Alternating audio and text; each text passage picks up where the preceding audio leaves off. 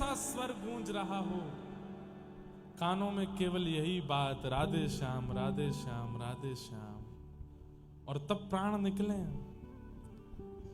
तब मानेंगे कि हमारे जीवन का कल्याण हुआ।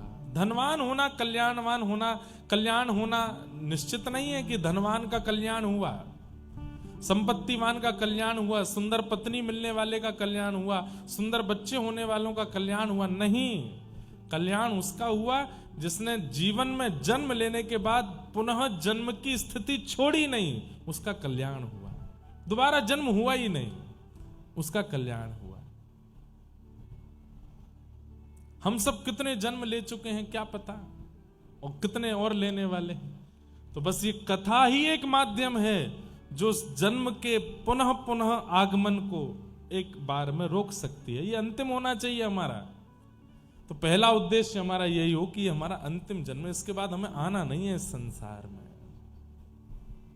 इस भावना से कथा सुनिए। तो भूमिका तो खूब लंबी हो गई, प्रणाम करते हैं। आइए आज के क्रम में प्रवेश करते हैं। सच्चिदानंद रूपाय विश्वोत्पत्त्यादि हेतवे तापत्रय विनाशाय श्री कृष्णाय वयं नमः।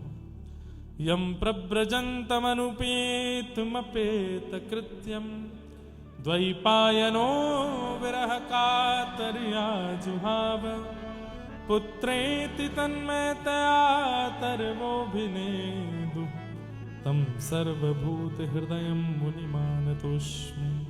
बोलो श्रीमद् भागवत महापुराण की। सच्चिदानंद रूपाय,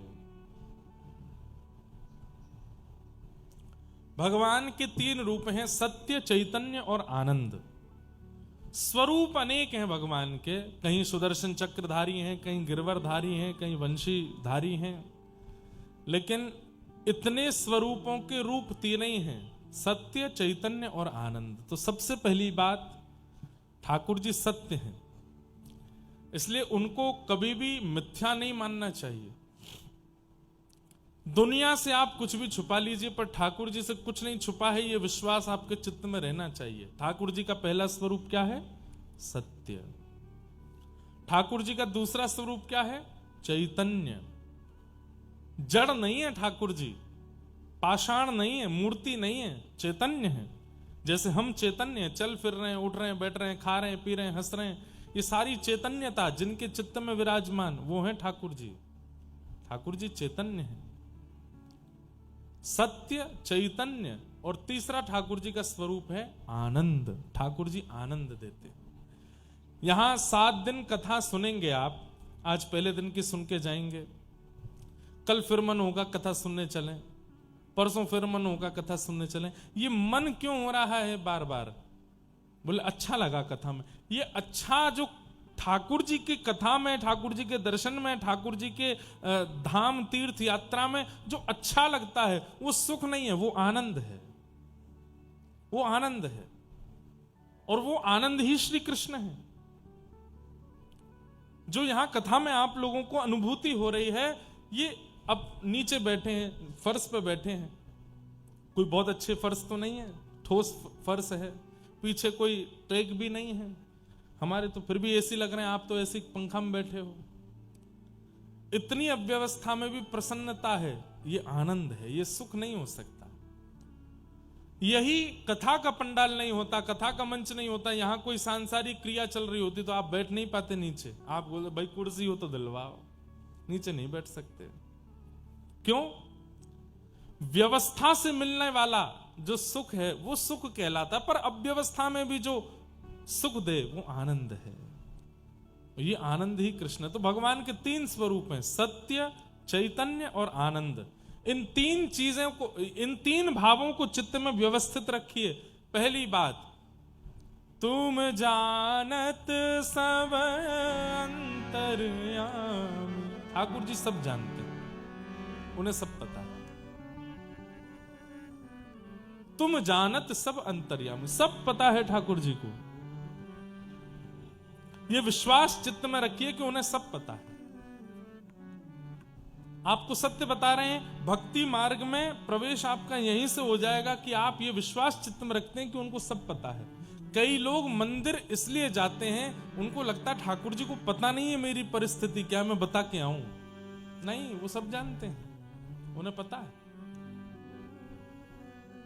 इससे होगा क्या, कल को जीवन में कष्ट आने पर, दुविधा आने पर, पीड़ा आने पर आप शांत रहोगे। क्यों? ठाकुर जी को पता है अभी शायद इसमें मेरी भलाई है इसलिए ऐसा दे रहे हैं, कुछ समय बाद अच्छा देंगे, शायद उसमें मेरी भलाई होगी। तुम जानत सब अंतर्यामी। तो पहला भाव, ठाकुर जी के प्रति विश्वास रखो कि वो सत्य जानते हैं, उन्हें पता है। दूसरा, अब पहली जो सत्य की बात है, इसमें एक प्रसंग याद आता है, सुना होगा आपने, बड़ा प्रसंग अद्भुत है। साक्षी गोपाल भगवान, कई मंदिरों में आप जाते हैं तो वहां पर आपको साक्षी गोपाल भगवान जरूर मिलते होंगे। अभी हम परसों ही महाकाल भगवान को दर्शन करके आए, वहां पे भी साक्षी गोपाल है। हमको पुजारी जी ले गए, बोले साक्षी गोपाल हैं, इनको प्रणाम किए बिना महाकाल को प्रणाम किया, ये रजिस्टर में लिखा नहीं जाता चित्रकेतु के पास, यही साक्षी लेते हैं। साक्षी गोपाल करते क्या है, आपने क्या किया ये उनको पता है, उसकी साक्षी लेते हैं, उसकी गवाही देते हैं। तीर्थ यात्रा पर कुछ लोग गए हुए थे, तीर्थ यात्रा विश्राम हुई तो एक बड़े वयोवृद्ध थे, उन्होंने एक युवा बालक को उसकी पीठ पे हाथ धर के कहा, तुमने मेरी इतनी सेवा करी है इस पूरी यात्रा में, अब तुम वापस गांव चलोगे, अपनी पौत्री का, अपने पुत्र की पुत्री का तुमसे ब्याह कराऊंगा। उस व्यक्ति ने कहा, मेरी ब्याह की इच्छा नहीं है, लेकिन आप कह रहे हैं तो मैं मना क्यों करूं। कोई गुलाब जामुन परोसे तो भले इच्छा ना हो, पात तो लेना ही चाहिए। जलेबी दे रहा हो, मना क्यों करो। ब्याह की इच्छा तो नहीं है, पर आप अपनी तरफ से ऑफर दे रहे हो तो कर लेंगे। लेकिन जैसे ही गांव पहुंचे, वो वयोवृद्ध ने गांव के लोगों से जाके कहा, मैंने अपनी पौत्री के लिए एक लड़का देखा है। बोले कौन है? बोले पास के गांव का है, तीर्थ यात्रा में गया था, आदि आदि सब बात कही। घर के लोगों ने कहा, आप भी कुछ सोचते नहीं, विचारते नहीं, घर में किसी से पूछा नहीं, पक्की करे आए वहां पे, हम नहीं करेंगे ब्याह। तो बेचारे वृद्ध अकेले पड़ गए। 4 दिन बाद का समय दिया था उस लड़के को कि तुम आ जाना अपने परिवार वालों के साथ। वो आ गया। जैसे ही घर पहुंचा तो वृद्ध ने बाहर ही रोक लिया उसको और उससे कहा, भाई देखो, क्यों आए हो तुम? बोले आपने कहा था कि अपनी पौत्री का आप ब्याह करेंगे, तो मैं परिवार वालों को लेके आया हूं। बोले ऐसे ही झूठ बोल रहे हो, मैंने तो कुछ नहीं कहा, मैंने तुमसे कहा ही नहीं था, तुमने कोई स्वप्न देखा होगा या तुम मिथ्या बोल रहे हो। अरे भैया, सबको इकट्ठा करके उसके परिवार वालों के सामने बोला, मैंने इससे कहा ही नहीं कि मैं अपनी पौत्री का ब्याह करूंगा, ये झूठ बोल रहा है।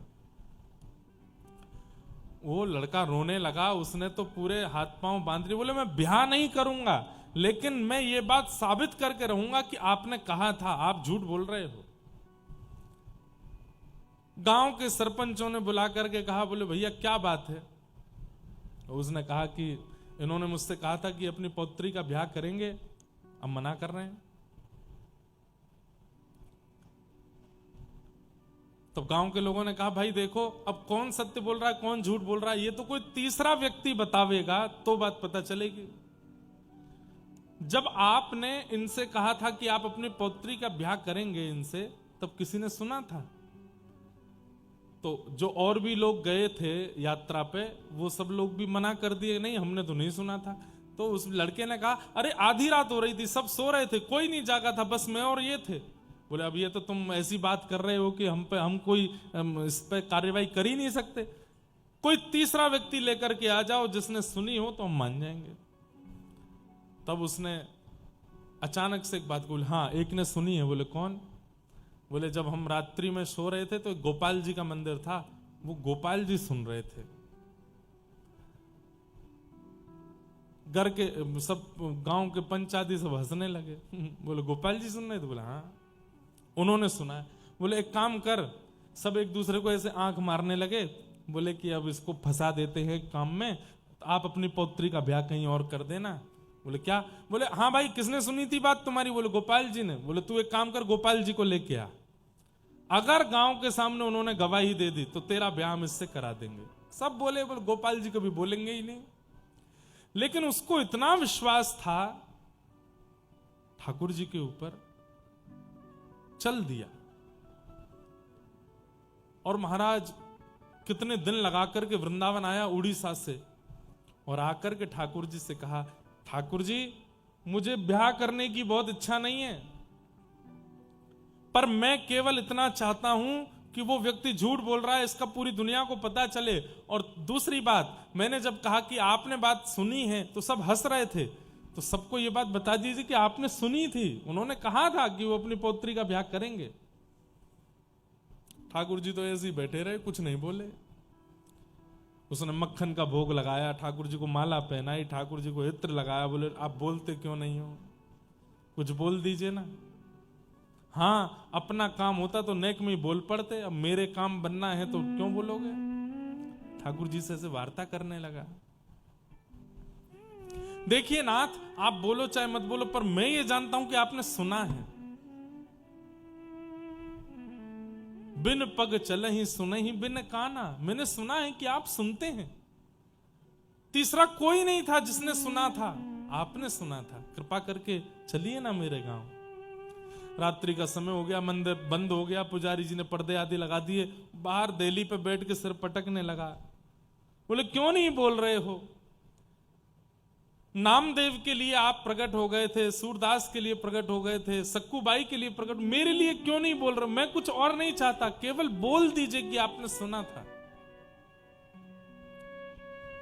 मंदिर बंद के अंदर से ठाकुर जी बोल पड़े, ए बावड़े, ये कलयुग है, कलयुग में मैं मूर्ति के रूप में, मूर्ति कोई चलती है?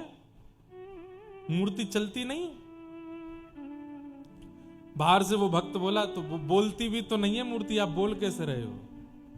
नाम जप भी नहीं करते, परिक्रमा भी नहीं करते। ऐसे साधन शून्यों को भी ठाकुर जी मिले हैं। कैसे मिले हैं? केवल और केवल विश्वास की कसौटी पर। उसे विश्वास है कि उन्होंने सुना है, और वो इसी की रट लगाता रहा। ठाकुर जी प्रकट हो गए। बोले देख, तेरा गांव बहुत दूर है वृंदावन से, आने जाने में बहुत समय लगेगा। तो बोले तो क्या हो गया, चल दो। अरे वो बात ठीक है, पर तुम सब भक्त लोग हो, तुम लोग तो भूख प्यास सह ले, तो मुझसे नहीं सहन होता है। मैं तो एकादशी भी नहीं करता, मैं तो उस दिन भी प्रसाद पाता हूं, 8 बार भोजन करता हूं दिन में। बोले मैं आपकी सब व्यवस्था कर दूंगा 8 बार भोजन की। बोले इतना सारा भोजन कैसे लेके चलोगे? बोले बैलगाड़ी में ले चलूंगा, पर आप चलो, मैं अपने हाथ से बना बना के पवाया करूंगा। ठाकुर जी बोले अच्छा। और कहीं तुम हमको ले गए और अपने गांव से फिर वहां अपना काम वाम बनवा के वो मुझसे बोले अब चले जाओ अकेले वापस, तो नहीं नहीं, आप कहेंगे तो मैं छोड़ने भी आऊंगा, और फिर पूरे रास्ते भोजन बनाता लाऊंगा, आप चिंता मत करो। ठाकुर जी बोले तो फिर एक बात और सुनो। बोले क्या? जब हम रुकेंगे तब हम दिखेंगे, जब चला करेंगे तो हम दिखेंगे नहीं। बोले मुझे कैसे पता चलेगी कि आप चल रहे हो? बोले मेरे नूपुर की ध्वनि आती रहेगी, मैं चल रहा हूं, पीछे मुड़ के देखना नहीं, तो जहां देखोगे वहीं रुक जाऊंगा।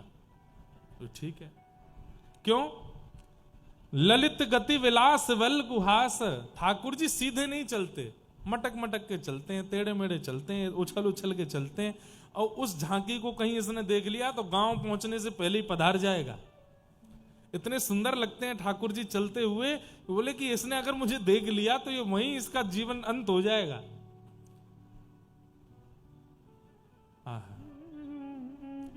ललित गति के साथ ठाकुर जी चल पड़े वृंदावन से, जगह जगह रुक करके। अब जगह जगह नहीं रुक रहे हैं, एक दिन में 8 बार रुकते हैं। फिर वो भोजन बनाता है, ठाकुर जी को पवाता है।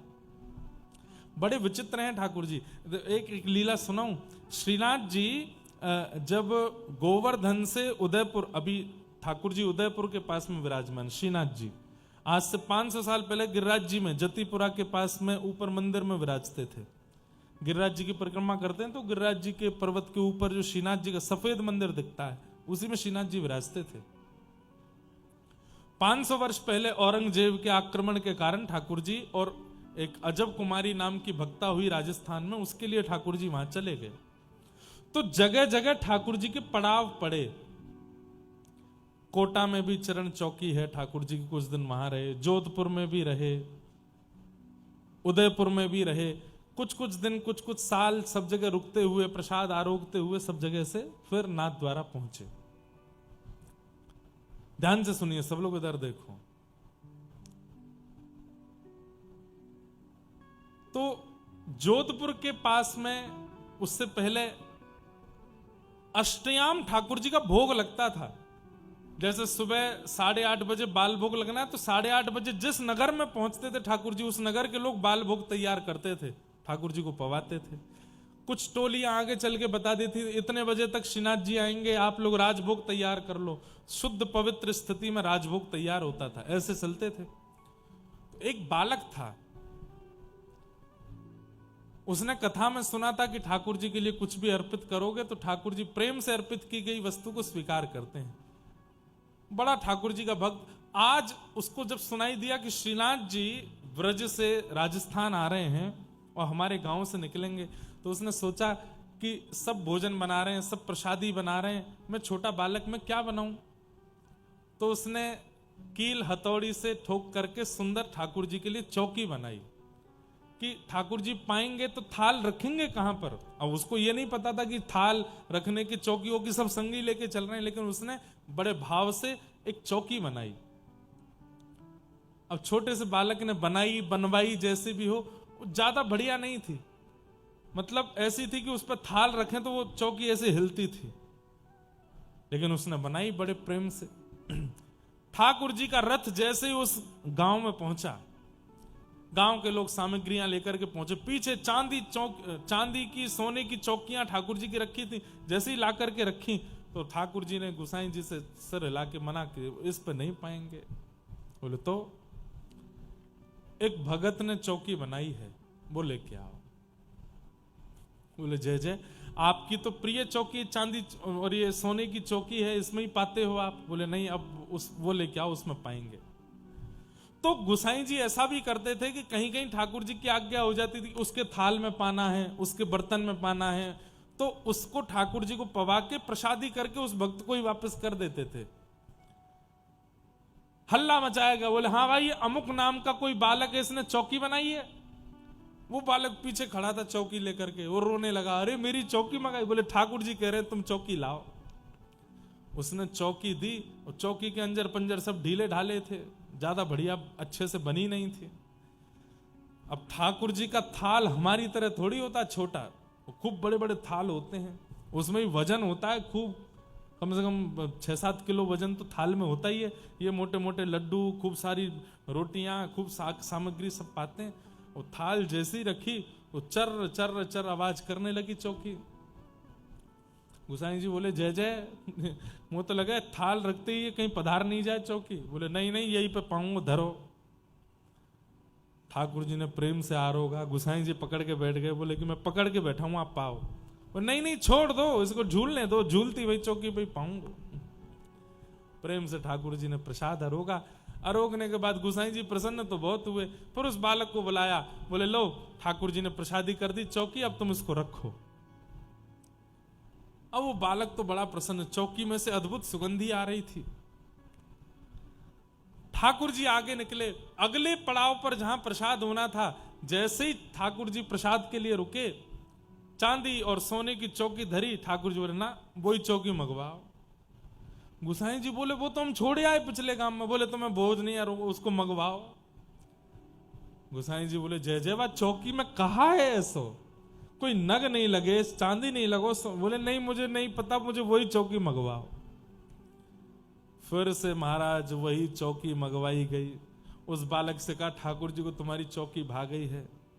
वही चौकी फिर से लगाई, उसमें ठाकुर जी ने प्रसाद पाया। आश्चर्य की बात, आज भी श्रीनाथ जी उसी चौकी पे प्रसाद पाते। आज भी श्रीनाथ जी के मंदिर में एक समय की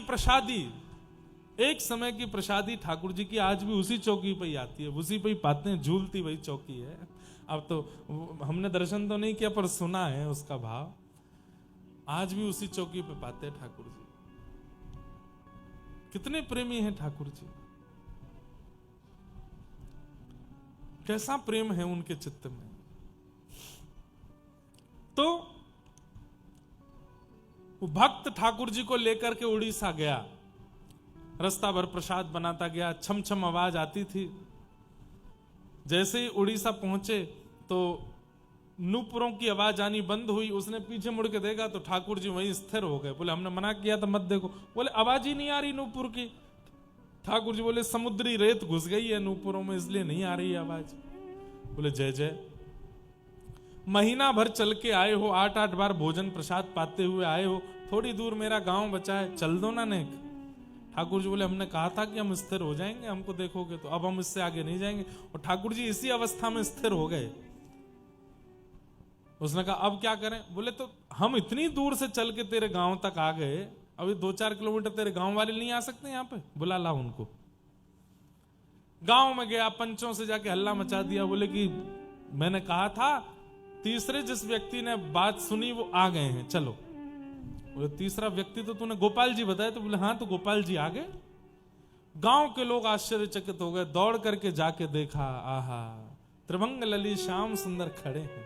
और खड़े होकर के एक क्षण के लिए आकाशवाणी जैसे करके ठाकुर जी ने बता दिया, मेरे सामने इन वयोवृद्ध ने कहा था कि अपनी पुत्री का ब्याह इससे करेंगे, मैं इसकी साक्षी देता हूं। बताओ,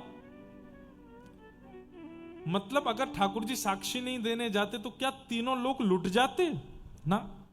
इतनी सी बात थी, उसकी साक्षी देने वृंदावन से गए वहां तक। और फिर तब से ठाकुर जी वहीं विराजमान हो गए। उनका नाम हो गया साक्षी गोपाल। आज भी जगन्नाथपुरी और भुवनेश्वर के बीच रास्ते में साक्षी गोपाल भगवान विराज रहे हैं। ऐसा कहते हैं कि महाप्रभु जगन्नाथ जी का दर्शन करके लौटते समय उनका दर्शन नहीं किया तो आपकी यात्रा अधूरी रहती। वही साक्षी। आप जैसी मृत्यु के बाद यमलोक जाएंगे और वहां जाकर के कहेंगे मैं बद्रीनाथ गया हूं, मैं द्वारिका गया हूं, मैं श्रीरंगम गया हूं, मैं वृंदावन गया हूं, मैं गोवर्धन गया हूं, ये गया हूं, वहां गया हूं, जगन्नाथपुरी गया हूं, तो यमराज कहेंगे साक्षी कहां है, हमको कैसे पता। अब जैसे पासपोर्ट होता है ना, आप जिस देश में जाते हैं वहां की मोहर लगती है, तो आपका पासपोर्ट इस बात की गवाही देता है कि आप इस देश में इन दिनों में जा चुके हो। भगवान ना करे कोई केस कर दे आप पे, उस दिन इसने मेरी दुकान पे आग लगाई, आपने कहे भाई इन दिनों तो मैं विदेश में था, कैसे बताओगे। बोले लोगों मोहर लगी है, इस डेट को मैं भारत से चला गया था। ठीक वैसे ही यमराज कहते हैं कि मोहर कहां है।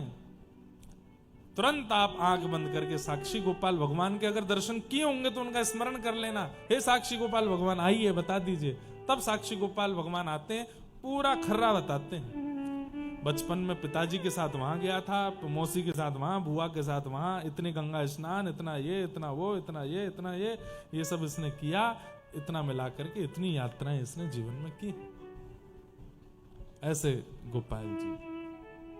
पर मुझे ऐसा लगता है साक्षी गोपाल भगवान भी देखते होंगे, भजनानंदी की साक्षी देने जाते होंगे, ऐरे गहरे इनकी नहीं देते होंगे। ऐरे गहरे कौन है? जो ट्रिप करने जाते हैं, यात्रा करने नहीं, ट्रिप करने जाते हैं कई। वो ट्रिप कैसी करते हैं? वो धाम में जाकर के भी व्यसन ही करते हैं, बस धाम नाम के मात्रा नाम भाव से गए, वहां गए, पर वहां जाकर के भी शुद्धता, पवित्रता, इन सब का ध्यान नहीं रखा। ऐसे लोगों की साक्षी ठाकुर जी नहीं देते, भजन के भाव वालों की साक्षी। तो ये बात मैं क्यों बता रहा था, भगवान सत्य हैं, वो सब जानते हैं। ठाकुर जी का दूसरा स्वरूप है चैतन्य। वो जड़ नहीं है, वो मूर्ति नहीं है, पाषाण नहीं है, फोटो नहीं है, वो साक्षात चैतन्य है। बस आपके अंदर इतनी काबिलियत होनी चाहिए कि जड़ ठाकुर जी को आप चला सको, जड़ ठाकुर जी को आप बुला सको, जड़ ठाकुर जी को आप नचा सको।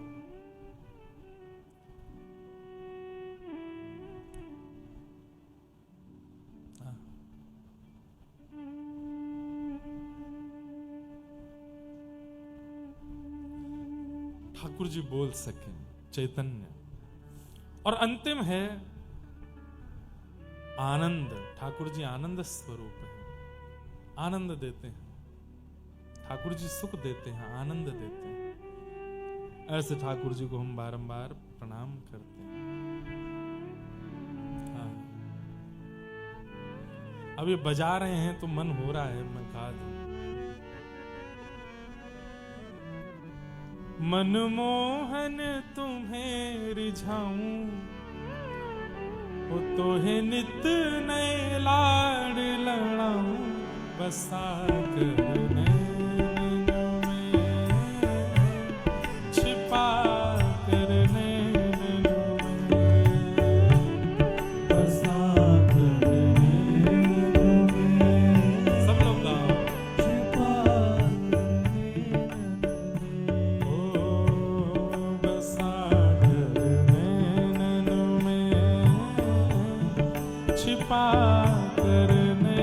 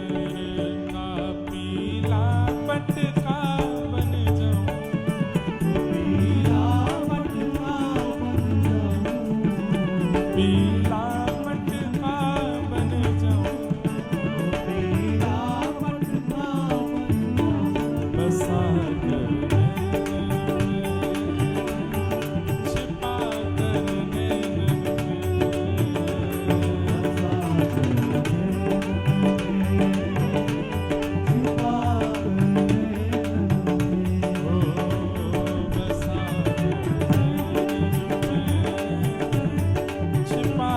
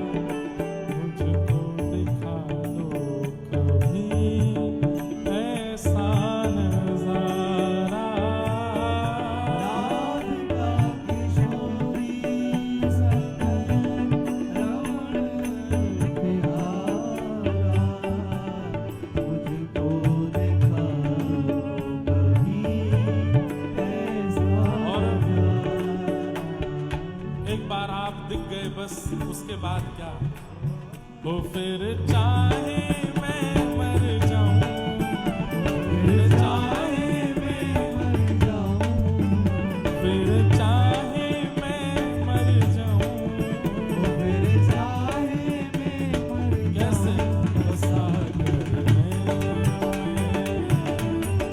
छिपा कर बसा कर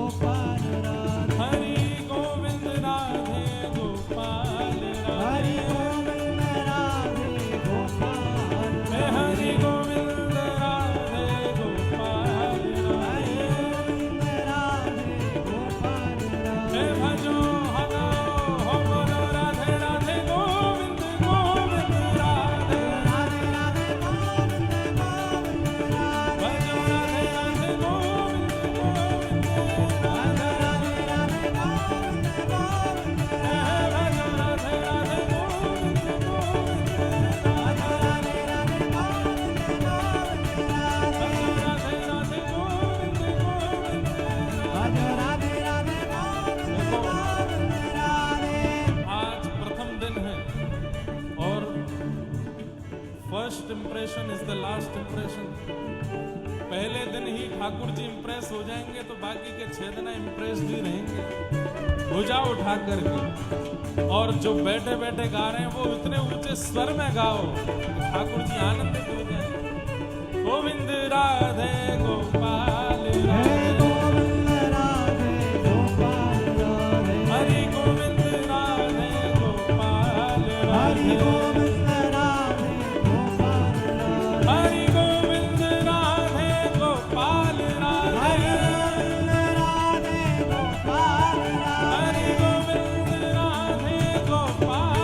राधे गोविंद राधे गोपाल राधे भजो